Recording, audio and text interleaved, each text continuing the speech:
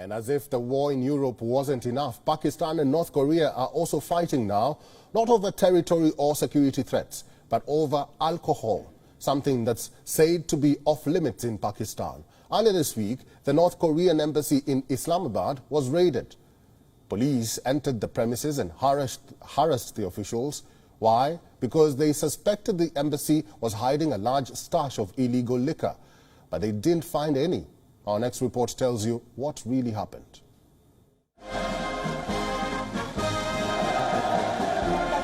North Korea and Pakistan, two belligerent nations that are miles apart, yet oddly similar.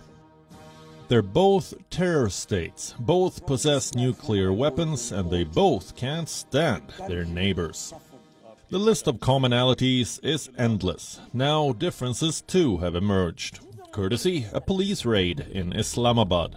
On the 7th of March, the Pakistan police raided the North Korean embassy in Islamabad. Several armed officers entered the embassy building.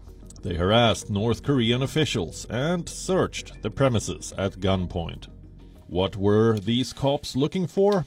A stash of alcohol. They had apparently received inputs that North Korean officials were hiding a large quantity of liquor in the embassy.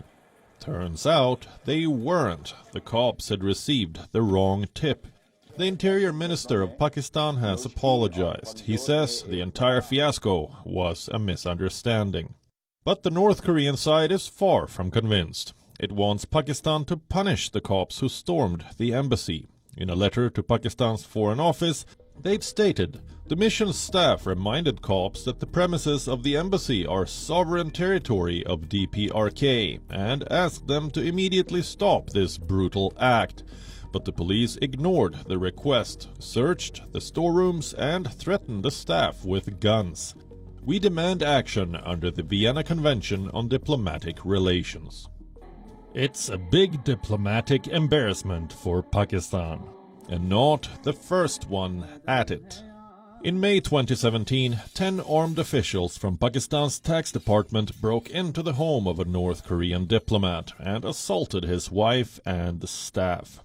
The pretext for the raid was the same, a hidden stash of liquor. The same year, in November 2017, 3 police officers disguised themselves as thieves, entered the home of a North Korean diplomat and plundered his trove of liquor bottles. Why? Authorities said they planned to sell it in the black market. That's not all. A year before that, in 2016, another North Korean diplomat was apprehended while trying to bring 855 boxes of duty-free liquor into Pakistan. In May 2015, yet another diplomat, a third secretary at the North Korean consulate, was apprehended while carrying liquor that exceeded quotas. Besides this, there have been 10 other cases of illegal liquor trade involving North Korean officials and Pakistani cops.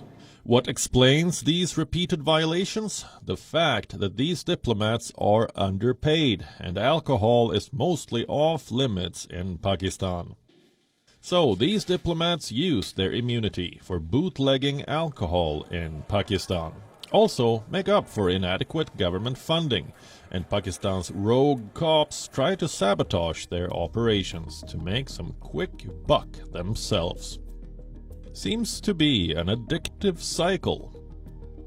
Bureau Report, WION, World is One. WION is now available in your country. Download the app now and get all the news on the move.